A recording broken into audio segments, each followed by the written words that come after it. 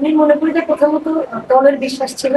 যদিও রানটা অনেক বেশি কম ছিল, এসব উইকেটে আসলে 200+ রান না করলে বলারদের জন্য অনেক ডিফিকাল্ট। বাট যখন আমরা ম্যাচে নামি এর আগে সবাই বলছিলাম যে সবাই সবার জন্য বিশ্বাস রাখি, কারণ আমরা যদি আমার জায়গা মতো বল করতে পারি, প্ল্যান ওয়াইজ যদি আহ সময় মতো উইকেটগুলো নিতে পারি তাহলে তো সম্ভব হবে।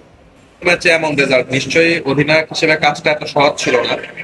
প্ল্যান ছিল আসলে আগে আমাদের বোলিং করার, তো টসে হেরে যখন আমরা ব্যাটিং এ গেছি, তবুও যেহেতু আমরা ভালো একটা ট্র্যাক, আমাদের 200+ রানের একটা টার্গেট ছিল, বা সেটা আমরা অ্যাচিভ করতে পারিনি।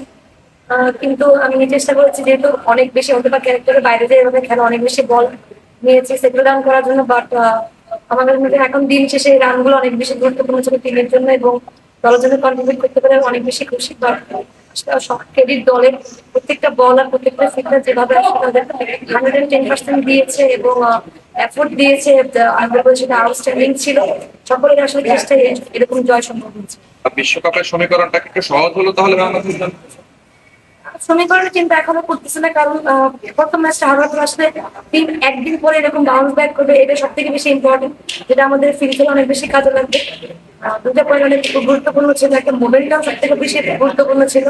তো সেটা টিম পেয়েছে, এবং নেক্সট ম্যাচে আমাদের তো চেষ্টা এটাই থাকবে, কারণ সিরিজ জয়ের একটা সম্ভাবনা থাকবে। ওভারসিজে আমরা কখনো এভাবে সিরিজ জয় করতে পারিনি, সো যদি আমরা এটা অ্যাচিভ করতে পারি আমাদের টিমের জন্য অনেক বড় একটা মাইলস্টোন হয়ে থাকবে।